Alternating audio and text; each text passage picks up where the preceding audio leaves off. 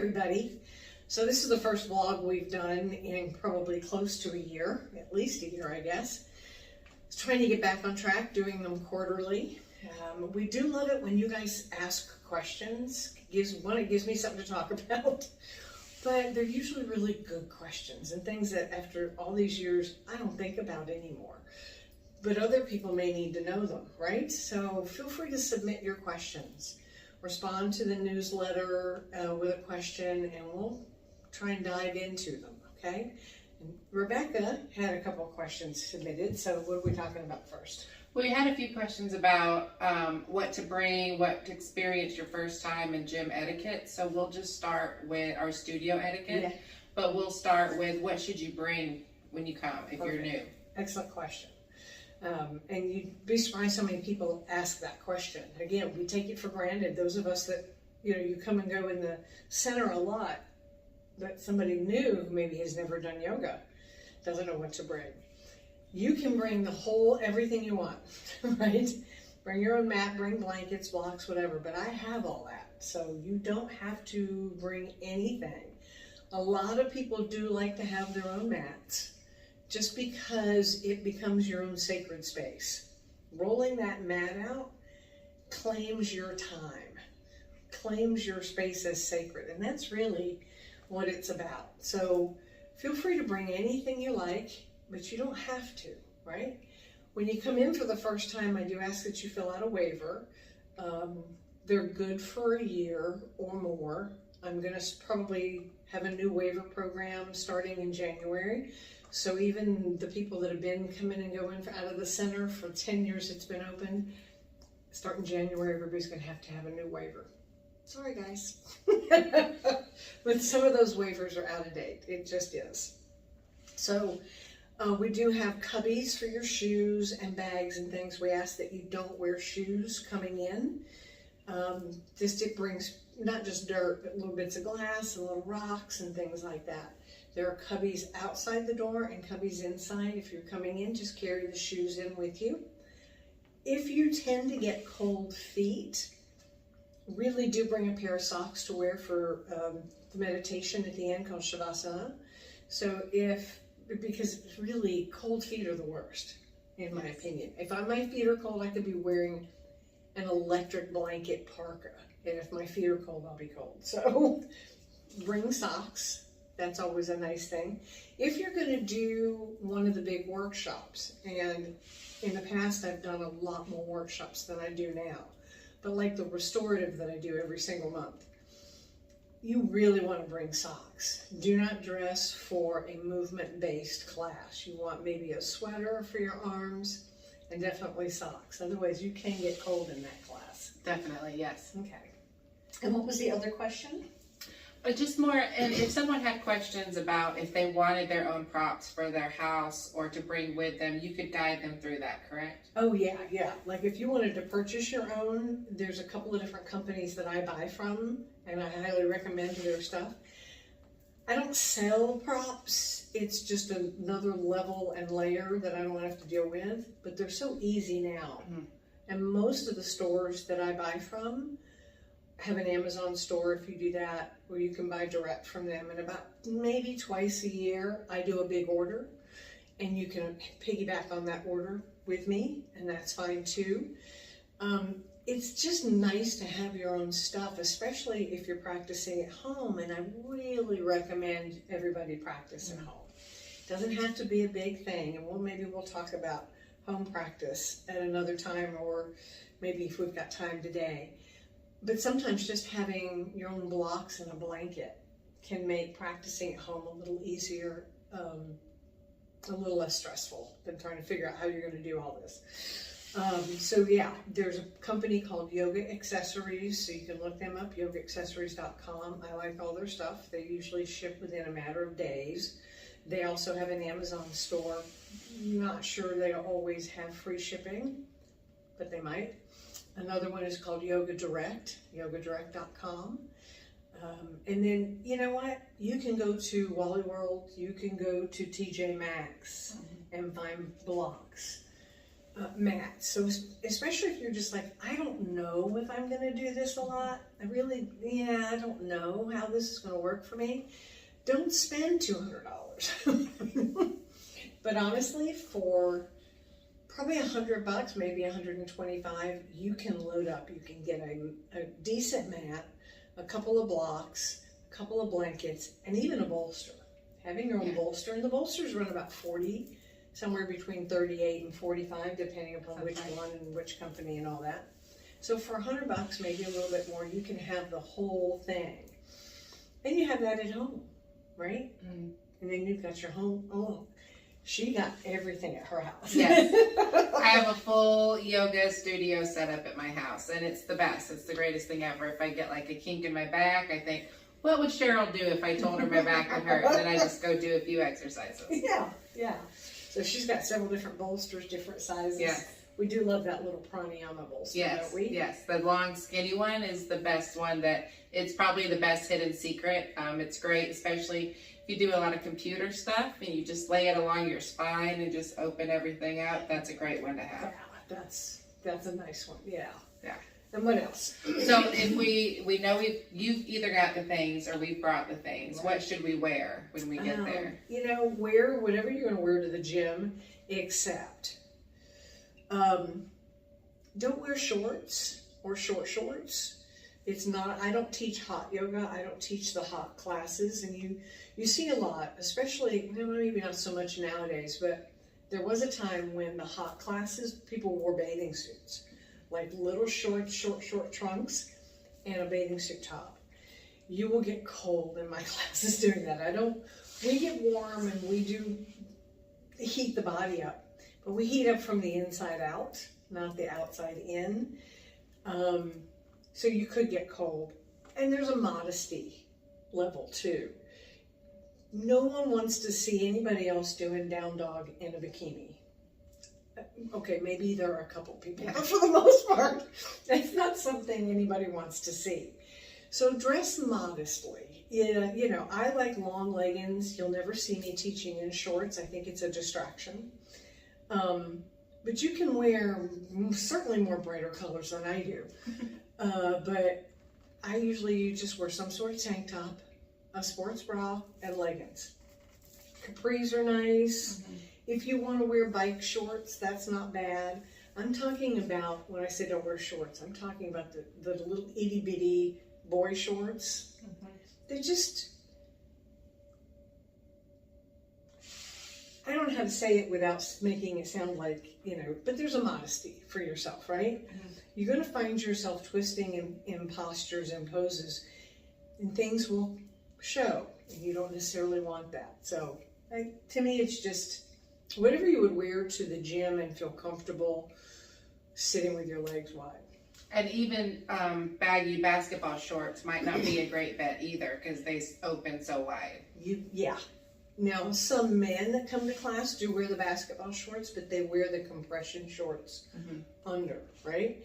And I forget sometimes that we do have men that come to classes, and so a lot of times I'm addressing these issues and I forget to address what men can wear. Most men wear t-shirts, basketball shorts with compression shorts, or basketball shorts that have underwear in them. Mm-hmm. Regular workout shorts that are part of the shorts. Those are great, right? Yeah. But I've had men wear leggings too. There are men's tights that you can wear. Again, you want to be careful. There's a modesty level in that. Maybe wear the basketball shorts over. The leggings can be snug fitting, right? Yes. Yeah. And it just depends, I could get really personal here, but I won't. What else? Moving on. So we've got our stuff, we've got our outfits. When we come in, where should we set up our mats? How should we set them up so there's enough room for everybody? So, as we've come back out of COVID, before COVID, in my space, we would have 3 to 4 inches between mats, all the way out, 5 rows deep. So nowadays, people don't want to, it's like how quickly we adapt, right? I can't get people to put their mats closer together. Honestly, a good 6 to 8 inches between your mats is really all you need. And if we set up like that in the beginning of class, we always have people running in at the very last minute. It happens. In particular, the evening classes, because people get stuck in traffic. And for the most part, you guys are all great about picking your mats up and moving them to let people get in. But if you just set it up in the first place, right? Like if I'm going to set my mat up next to her, I'm not going to come over and leave this. I'm going to set it up like this. Yeah. So there's about this much space. And you begin to find that works out much better. You don't have to move around as much. Plenty of room for your stuff. Most people put their stuff at the back on the floor behind the mats. So you have more space between you and the person in front of you, but not as much space between you. Something else to think about is you can stagger the mats. And I used to set the mats up the night before class, because before COVID, we'd have 25 people on a regular basis in those classes. And if I didn't set it up, I spent the first 10 minutes of class jockeying people around to make sure everybody had room to fit. So what you want to think about is where am I going to put all my stuff? We'll put it behind the mat, right? The mats can be staggered. Think of it this way. You've got a row here, 5 mats, 1, 2, 3, 4, 5. The row behind it, it's going to start here, 2, 3, 4, 5. So you stagger the mats a little bit. And that makes it easier for the people to see you're not standing directly behind somebody. Sure. And then you've got the mats don't have to sit perfectly aligned. You should have 1, 2, or 3 inches back, the next one 2 or 3 inches up. It all works out. We just have to get used to that's how we set up. Yeah. And even if somehow the mats are lined up, you can always sit further back on your mat or the person forward so that you can do your arms and not hold hands, Yeah, be the one who's willing to shift your body a little bit forward or back. If you find yourself running in and smacking somebody, or they're smacking you, say, oh, I'll scoot forward. Be the one willing to do that. Yeah. A lot of times I see it, and it's really funny, is that you'll see somebody get all huffy.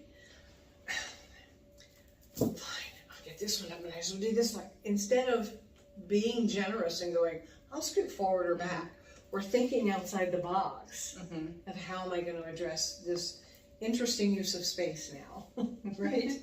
What else? Once we get all the mats set up, how do we navigate the studio within making sure we don't step on other people's things? Yeah. Okay, so that's a tricky one, and it's an important one, and it falls underneath what I call etiquette. So there's a certain etiquette, call it the rules of being in a yoga studio, the do's and don'ts. One of those is you don't step on other people's mats. Even if the mat they're using is my mat, the studio mat, do not step on it, because while that mat is rolled out, it's their sacred space. Don't step on it. Step over it if you have to, or walk around it. Take a few extra steps, but do not step on somebody else's mat. It's just bad form. The world isn't going to come to an end. But if you think about it, do you want somebody else's feet on your mat? Right? Right. So, and then let's talk about a few other things that fall under the rules of etiquette, right? My big pet peeve is turn your phone off. Don't just mute it, turn it off. It's really disconcerting if you leave your phone on the floor next to you and you go, I've got it silenced, it's fine, and then all of a sudden it goes, and you have to scramble around to get it turned off. Turn it off, or leave it in your bag outside the door. And it's really, it can be a whole lot worse than that, because some people forget, and we all do. Oh yeah. I've forgotten once or twice too. But if you'll just make it a point either not to bring it in or to turn it off and leave it in your bag. And when I mean turn it off, I mean turn it off so that your bag doesn't light up. I see that a lot, actually. Yeah. You look over and somebody's purse is in the shelf over there and it's lighting up. And the other reason to turn it off too is that if you just mute it, alarms you forgot about still go off. This is true. This is happening with my phone. I changed all the settings on my phone, and so I have to go back in. I think I'm going to have to start all over again because I have it completely muted, do not disturb, and the alarms will still go off. Yes. It happened to me today in a private session. So we all do it. We, you know, just be aware that we want to do better than that. If you absolutely have to have your phone next to your mat, please let me know why. I don't need to know all the details, but if you're a nurse on call, if your child is homesick, that's okay. But again, it's completely silent, not vibrating, and it's just there in case of an emergency. A lot of people, and I have nurses and I've had a couple of doctors too, they have it on their watch so that only they know they're getting an alert and they'll look at it, right? So if you're a medical professional or you've got an actual need, if you're not just waiting for a call from somebody to find out if you guys are going to dinner after, that's not a reason to have your phone near your mat. It's not just distracting to other people, it's distracting to you. It changes your focus from where am I in my practice? What am I doing in this moment that's more important than that phone? And we could have a long conversation about how bad it's gotten phone use wise. People have phones constantly on them. It's amazing to me how quickly our culture has accepted the fact that this phone is an extension of your hand. Yes. You check it every few minutes. Watch yourselves, right? Pay attention for the next few days. How often do you check your phone just cause? You might have a message. Yeah. You might have a missed call. There may be an email you need to see. Somebody may have liked a post. Stop doing that. It takes your focus away from the important things in your life. It's what they call a dopamine hit. Yes. Okay? There are better things in life to get your dopamine hits from. Good conversation, physical practice, breath work. That dopamine hit is very addictive. That's why the practice of picking up your phone and constantly having access to this information is addictive in ways that a computer PC screen is not. It's not always with you. So if you can make it a habit to not pick your phone up, you know, look at how often you actually pick your phone up. Oh, yeah. There are apps you can put on your phone that will show you. I did it. I was like, no, I don't pick my phone up. Yeah, I do. Not just pick it up and put it in my pocket, pick it up and look at it. You know, there was one day, it was like 20 times an hour. Yeah. And then there's a long stretch without it because that's when I was driving. Yeah. Right? So that's when it was like, okay, I know better than this. And I stopped. The world can do without me when I'm doing a yoga practice. The world can do without me when I'm in the shower. The world can do without me when I'm in the bathroom. We don't have to take our phone with us everywhere. I had a boss not that long ago, and this boss got mad because I was not immediately answering texts outside my office hours. And I had to get this person and I would text them back. You didn't text me. Why are you not texting me? I was busy. I had things to do, right? I actually had to give this person a list of things I will not answer my phone while I'm doing. It was rather extensive. I will not answer the phone if I'm in the bathroom. I won't answer the phone if I'm in the shower. I won't answer your text if I'm driving. And I had to put it in front of this person in a kind way. I was not being ugly. But I said, these are times when you've been mad. This is what I was doing when you said, why aren't you texting me back? Right. And this person was embarrassed by her own behavior. We've gotten so used to having instant access to other people. So not only does that phone distract somebody else around you from their practice, it's an extreme distraction to you. If you have a phone that attaches to your watch kind of thing, right? Alerts, I don't turn mine on for that. I don't get any notifications on this at all. Turn them off for practice. Again, the world can do without you for an hour. Mm-hmm. This is your time, your sacred time. This is time for you to take care of yourself. This is not just you going to work out in the gym. This is your quiet time, your peaceful time, your time to, yeah, you're moving and getting some exercise, but it's really about, we've forgotten how to sit with ourselves. We don't know how to do that anymore. I had a long conversation about that recently.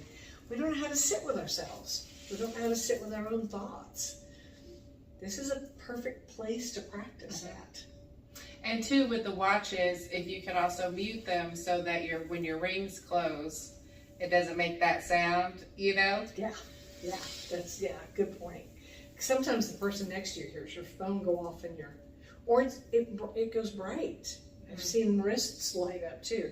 And we're not trying to be hardcore and you can't come to class if you've got your phone. Oh, yeah. Again, if something's And she's going not on, going to be mean to you or car you out or anything. She's just going to, Unless you're maybe not- internally roll her eyes, but that's it. But make it a point to do better for yourself. Because if we can do better for ourselves, then the people around us benefit from that too, right? So what are some of the other etiquette things? We don't want to walk on people's mats. We want to do the best we can not to have our phones on us.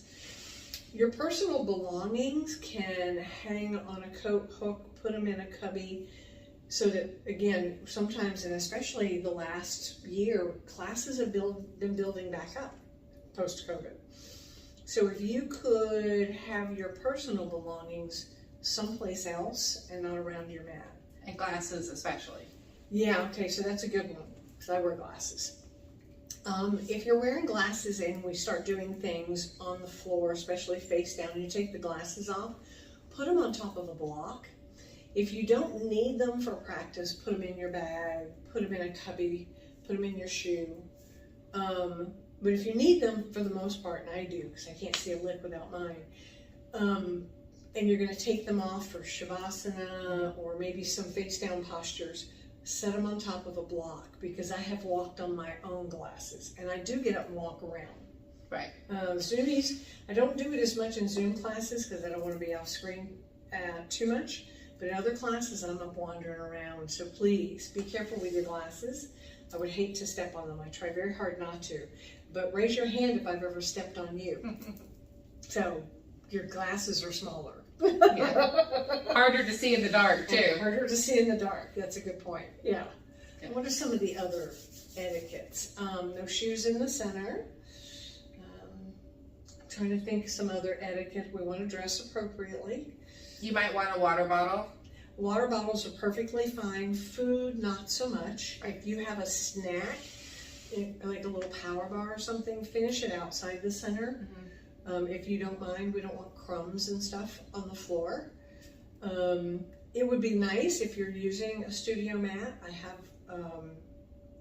antibacterial wipes. If you're using a studio mat, give it a quick wipe with that before you roll it up and put it away. Yeah. There are a couple other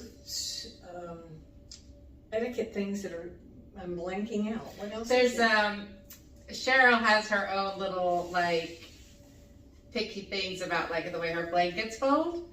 So she may give you a hard time about that, but it's not for real. It's only just the gremlins in her brain. Don't like it when the blankets are all wonky. But if you ask her, she'll tell you. It's north, south, east, west. So let's fold the blanket real quick. If you're folding blankets, you fold them in half, fringe edges together at the bottom, right? And then you go east to west, and then you flip it north to south, and that's how it goes on the shelf. Tassels towards the wall, please.